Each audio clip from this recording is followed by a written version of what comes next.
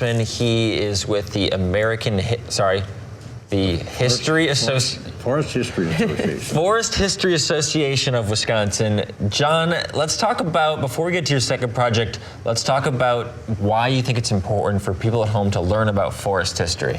Well, from the modern world that values performance management for any enterprise, you know, how's your entree tasting so far? Did you find everything you're looking for? Organizations are run by that. Forestry works with very long cycles, work cycles. You work, you know, some plantations you set up, the final harvest is in 100 years. So you need to be able to look at past history. What did you succeed at, and what mistakes did you make? It's always important, the plan, do, check, act thing that organizations work with. We work with very long cycles in that check part. So it's good to look at history for all of us.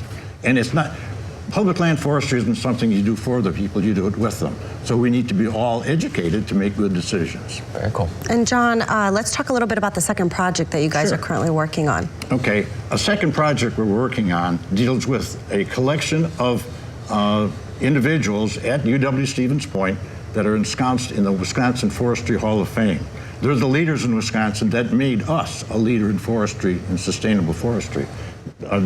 They're there because of a recognition program. In our world, we're looking to collect information associated with the lives they led so kids can use those resources in digital form to create National History Day projects and learn about how they came to be leaders and potentially new people who want to follow that same track.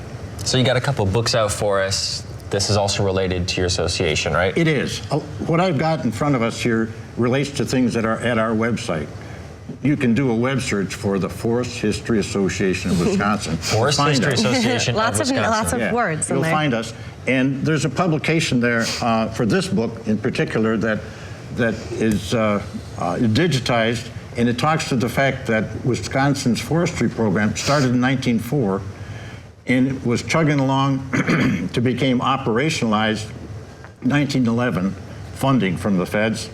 They interviewed they selected a dozen forest rangers after an interview at the Rhinelander City Hall in May of 1911. Wow. By 1915, forestry was declared unconstitutional as a product of the agricultural lobby. People thought it was ignorant to actually be planting trees when you're trying to get rid of trees so you could farm. So they declared it unconstitutional at that time, and then reinstituted the forestry program overall in the early 1920s.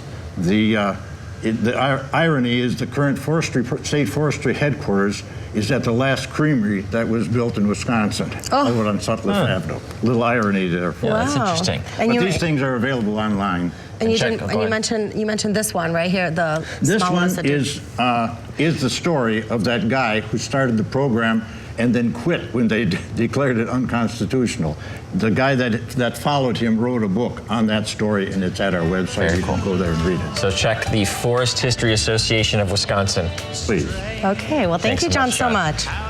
Pleasure, my pleasure. We'll be right back after.